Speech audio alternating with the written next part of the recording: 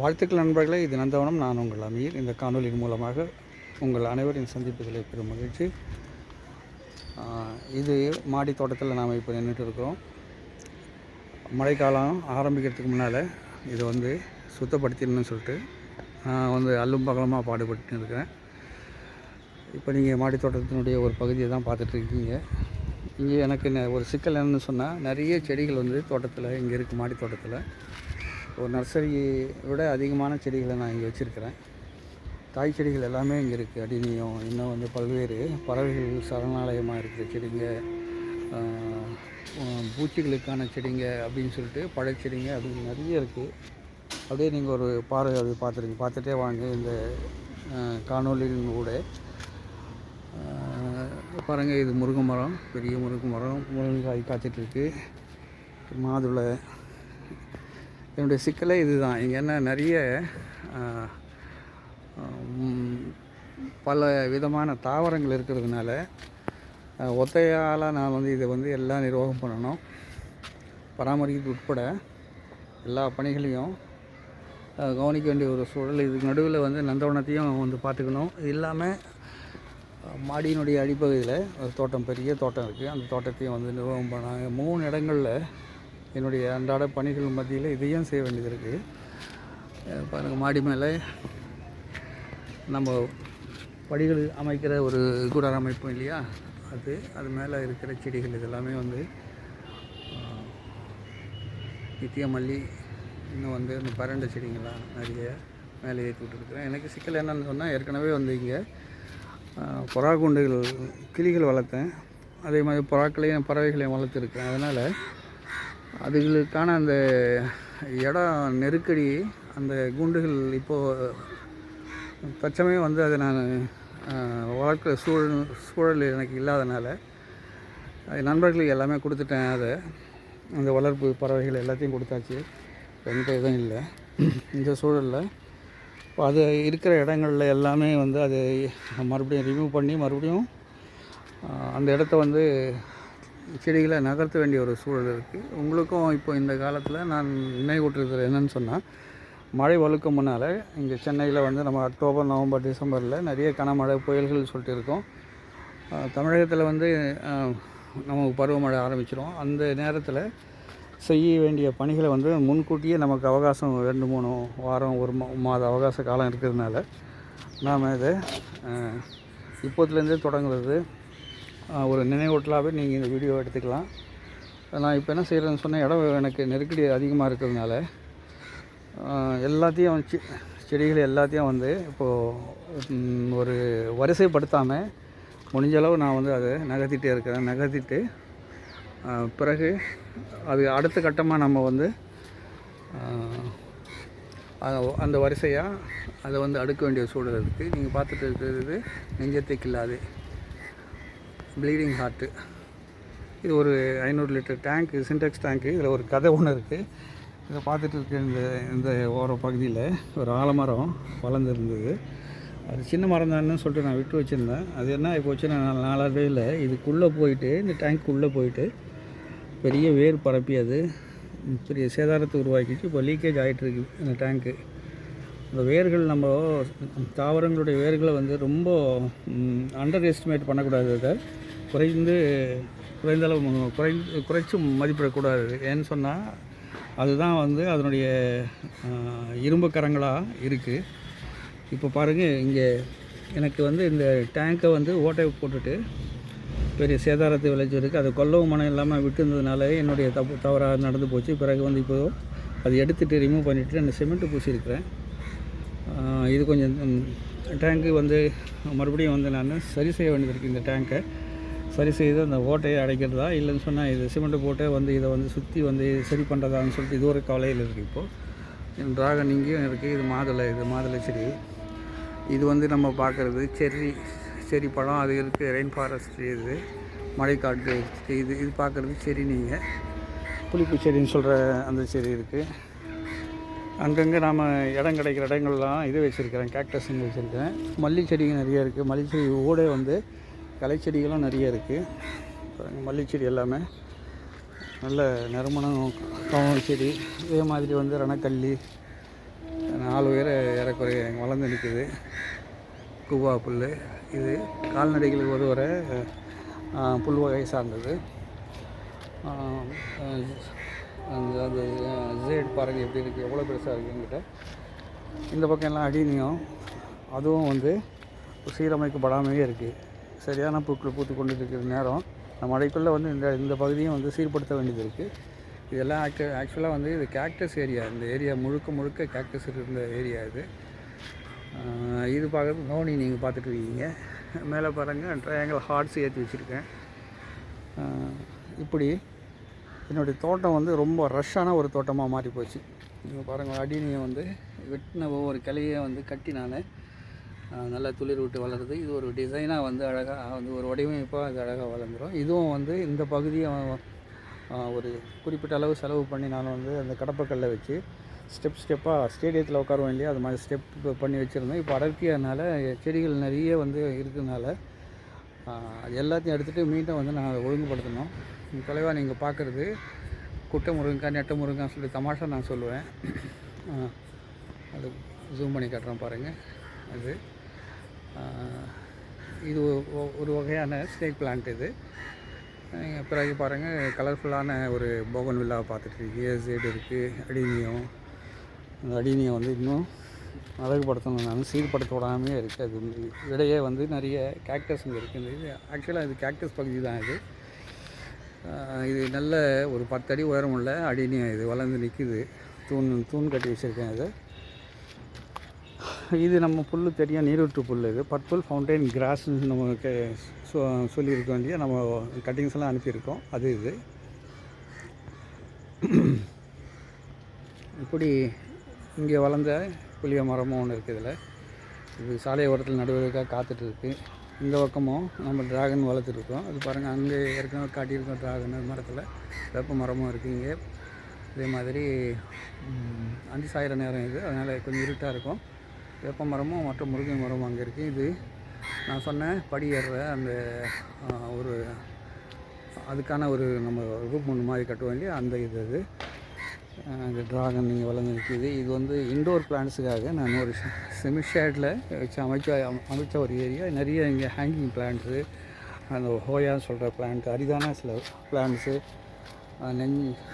நெஞ்ச மறப்பதில்லை. இது பாருங்கள் புரோக்கன் ஹார்ட்ஸு, இது மாதிரி பிளான்ட்ஸு கூடயே வந்து கொஞ்சம் மீன், இது ஜீசி அப்படின்னு சொல்லிட்டு நிறைய இங்கே இன்டோர் பிளான்ட்ஸ் நிறைய இருக்குது. இந்த வேலைகள் வந்து இப்போ சீர்படுத்துகிற வேலைகள் தான் நிறைய நடந்துகிட்டு. ஒரு ஒத்தாலாக நான் மல்லு கட்டிகிட்டு இருக்கேன். இது கூட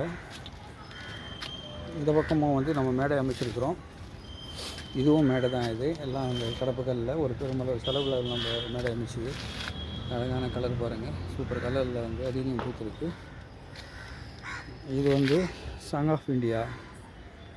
இப்போது அந்த சீர்படுத்துகிறேன் இல்லையா, அந்த சீர்படுத்துகிற அந்த இடத்துலேருந்து இது நகர்த்தப்பட்ட ஒரு செடியை கீழே கொண்டு போய் வச்சிடணும். இப்போ புதுசாக நம்ம இங்கே பார்த்துட்ருக்குது இந்த செடி வந்து டெய்ஸி. இது நல்ல ஒரு ஃபேண்டாஸ்டிக் கலரான டெய்ஸி கிடச்சிருக்கு. பாருங்கள், இது எல்லாமே சீரமைக்கணும். எல்லாம் காடு மாதிரி இருக்குது, இது வளர்ந்து நிற்குது. நடுநடுவில் வந்து பில்லர் கேக்டஸ் வகைகள், நிறைய அரிதான கேக்டஸ் வகைகள்லாம் என்கிட்ட இருக்குது. இது எல்லாமே வந்து நம்ம சரி பண்ண வேண்டியது இருக்குது. எனக்கு கிடைக்கிற வெள்ளி மட்டும் தான் என்னுடைய நந்தவனம் லீவ் விடுவேன்.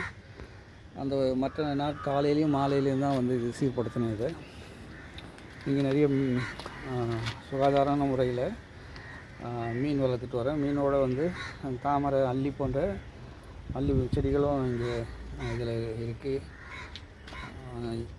சில அரிதான தாவரங்களையும் நீர் தாவரங்களையும் இதில் ஆகாய தாமரை நீங்கள் பார்த்துட்டு இருக்கீங்க, அதுவும் வளர்த்துட்டு வரேன். இது நான் கட்டும்போதே வந்து கைப்பிடி சோறில் தொட்டி மாதிரி கட்டி அதில் செடிகளை வச்சுருக்கேன். சுற்றி செடிகள் தான் இருக்குது பாருங்கள். இது பில்லர் கேக்டஸ். இது நான் தொலைவாக பார்க்குறது நீங்கள் இதில் ட்ராகனு,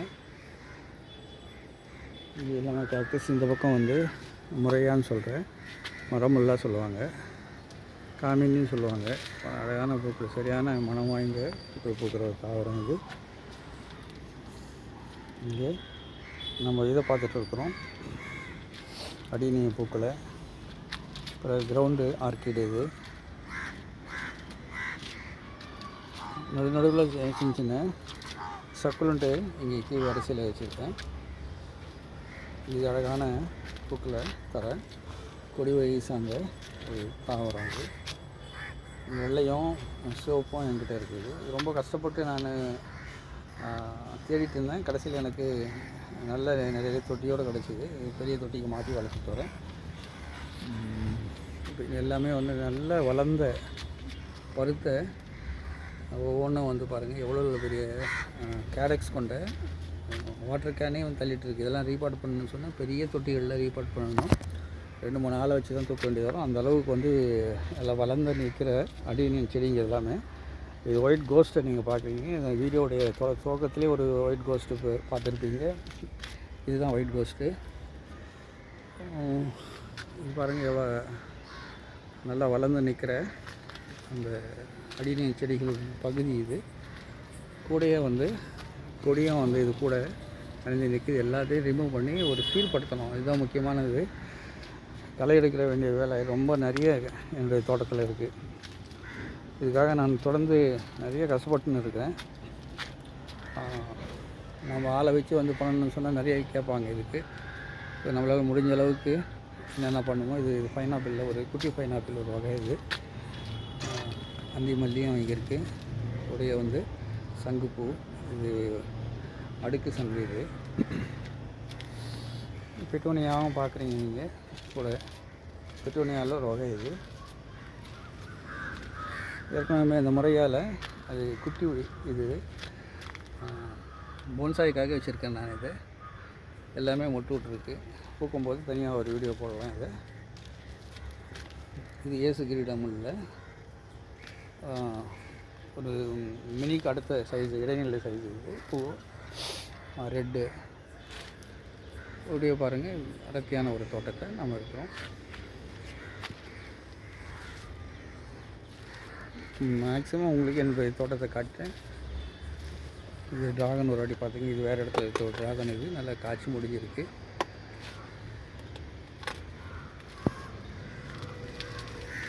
இந்த ட்ராகன் எதனான கூட கவலைப்படாதீங்க. இது நடுவில் போகிறதில்ல. இதுதான் வந்து இதனுடைய முதுகுதண்டு மாதிரி, இந்த இலைக்கான முதுகுதண்டு மாதிரி. இலையில் எங்கேயாவது ஏதாவது டேமேஜ் ஆனாலும் கவலைப்பட வேணாம். நம்ம அதை நூல் மூலிமா எடுத்துடலாம். அதை கட் பண்ணி எடுத்துடலாம்.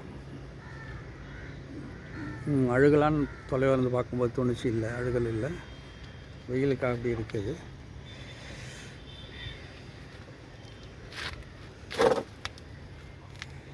நல்லது நண்பர்கள். யாராவது சென்னை வாசிங்க கார்டனில் ஆர்வம் உள்ளவங்க யாராவது பக்கத்தில் இருந்தால் நல்லாயிருக்கும், எனக்கு ஹெல்ப்பாக. பட் நான் இருக்கிற வடசென்னுடைய கடைக்கோடியில் இருக்கிறேன். வந்து போகிறதுக்கே உங்களுக்கு ஒரு நாள் ஆகிடும். இங்கே ரெண்டாவது உழைப்பு தொடர வேண்டியது வரும். அதெல்லாம் வந்து நிறைய சிக்கலான ஒரு இதில் இப்போ இருக்குது. நான் எப்படியும் வந்து அக்டோபர், அது மிட் அக்டோபர் சொல்கிறேன் இல்லையா, அந்த என்னோடய அக்டோபர் 15-20க்குள்ளே நான் இது முடிஞ்சிட்டேன்னு சொன்னால் ஃப்ரீயாக அந்த மழையை எதிர்பார்த்து காத்திருக்கலாம், மழையும் ரசிக்கலாம். இது நம்ம நெக்கோடியான்னு சொல்லுவோம். இது ஆக்சுவலாக வந்து பர்பிள் சேஜ்னுவாங்க, டெக்ஸாஸ் பர்பிள் சேஜ். எல்லாம் வந்து இப்போது இது விட்டுருக்கு, பூ மொட்டு விட்டுருக்கு. இன்னும் நாளை மறுநாள் வந்து மொத்த செடியும் பூத்துரும். இது ஒரு பெரிய அசுரன்னா வளர்ந்து நிற்கிது பாருங்கள். அந்த இந்த கேக்டஸு, கோரல் கேக்டஸு. இதை தனித்தனியாக பிரித்து உங்களுக்கு விரைவில் இறைவர் நாடினா நான் காட்டுவேன். அந்த அழகை வந்து நீங்கள் கண்டிப்பாக ரசிக்கிறதுக்கான ஒரு வாய்ப்பாக அது இருக்கும். நல்லது நண்பர்களே, நான் இன்னொரு காணொலியில் சந்திக்கிறேன். சிக்கலான தருணத்தில் இந்த கார்டனை வந்து நான் சீரமைக்கிற ஒரு பணியில் இருக்கிறேன். அது உங்களுக்கு காட்டணும்னு தோணுச்சு எனக்கு. அந்த வீடியோவில் முக்கியமான உங்களுக்கு ஒரு படிப்பினை இருக்குது. அந்த பறவைகள் மூலமாக பரவுகிற ஆலமரம், அத்தி மரம், அரச மரம் போன்ற செடிகள் உங்களுடைய டேங்க் மாதிரி இல்லை சொன்னால் வீட்டினுடைய ஓரத்தில் இல்லை ஏதாவது ஒரு இடங்களில் நாங்கள் கண்டிங்கன்னு சொன்னால் கொஞ்சம் வளர விட்டு உடனே எடுத்துகிட்டு அதை சுத்தமாக எடுத்துகிட்டு சின்ன கவரில் போட்டு நீங்கள் யாருக்கா கொடுத்துடலாம், வளர்த்து யாருக்கா கொடுத்துடலாம். அதை எந்த காரணம் கொண்டும் அசட்டியாக இருந்துடாதீங்க. அது கொல்லவே வேணாம், நம்ம அழகாக வந்து எடுத்துடலாம். அது எடுத்துட்டோன்னு சொன்னால் எடுத்துகிட்டு ஒரு சின்ன கவர்லேயோ இல்லை ஒரு சின்ன கண்டெய்னர்லேயோ போட்டு அது வளர்த்து நம்ம யாருக்காவது கொடுத்துடலாம், இல்லை எங்கேயாவது நடலாம். இது ஒரு இந்த வீடியோவில் ஒரு முக்கியமான ஒரு படிப்பினை இருக்குது. இல்லைன்னு சொன்னால் இந்த சேதாரம் நிறைய விளையும். இது பார்த்துங்க. ரெண்டாவது வந்து மழைக்கு முன்னால் ஒரு நினைவூட்டியாக வந்து இந்த வீடியோ நான் உங்களுக்கு இங்கே என்னோடய தோட்டத்தை வச்சே காட்டியிருக்கிறேன். அது கொஞ்சம் நல்ல தயவுசெய்து சீரமைச்சிங்க. குறிப்பாக வந்து தரப்பகுதியை வந்து மண்ணெல்லாம் எடுத்துகிட்டு குப்பைகளெல்லாம் எடுத்துகிட்டு அதை உடனுக்குடனே அப்புறப்படுத்திடுங்க. இல்லைன்னு சொன்னால் பெரிய பெரிய கண்டெய்னரில் போட்டு அதை மக்க வச்சுருங்க. இதுதான் வந்து சரியான தருணம் நீங்கள் உரம் தயாரிக்கிறதுக்கு. அது ஒன்று. அடுத்தது வந்து முக்கியமான ஒரு விஷயம் வந்து இது பதியம் போகிறதுக்கான ஒரு தருணம். அதனால் எந்த குச்சியும் வந்து நீங்கள் ப்ரூனிங் பண்ணும்போது, கட் பண்ணும்போது, செடியை வந்து கவாத்து பண்ணும்போது அந்த குச்சிகளை எரிஞ்சிடாதீங்க. அதை எடுத்து கண்டிப்பாக நீங்கள் ஏதாவது ஒரு இடத்துல சின்ன இடத்துல ஒரு கொக்கோஃபிட்டோ இல்லை ஏதோ ஒரு குப்பை மண் இருந்தால் கூட அந்த மண்ணில் வந்து சொருகி விட்டுடுங்க. வந்தால் செடி வந்துடும், இல்லைன்னு சொன்னால் அது உரமாக போயிடும். அதனால் அந்த உயிரை வந்து நாம் புறக்கணித்து தூக்கி போடுற வேண்டாம்னு சொல்லி இது கேட்டுக்கிறேன். இது நல்ல தருணம், இது நல்ல கிளைமேட். அதனால் வந்து எளிதாக வேர் பிடிச்சிரும். நல்லது நண்பர்களே, இறைவன் நாடினா நாம் இன்னொரு காணொலியில் சந்திப்போம். நீங்களும் உங்களுடைய தோட்டத்தினுடைய அமைப்பு பற்றி, உங்கள் தோட்டம் பற்றி எனக்கு கமெண்ட்ஸ் போடுங்க. இல்லைன்னு சொன்னால் என்னுடைய வாட்ஸ்அப் நம்பர் 9840220125 அந்த நம்பருக்கு வந்து நீங்கள் உங்களுடைய சின்ன சின்ன குறு வீடியோகளை அனுப்பி வைங்க. எனக்கு அது பார்ப்பதற்கு உற்சாகமாக இருக்கும், ரசிப்பதற்கு ஒரு இதாக இருக்கும். உங்களுடைய இதை வந்து பாராட்டவும் உற்சாகப்படுத்தவும் எனக்கு வாய்ப்பாக இருக்கும், கற்றுக்கொள்ளவும் ஒரு வாய்ப்பாக இருக்கும். நல்லது இறைவன் நாடி தான் மீண்டும் சந்திப்போம். நன்றி.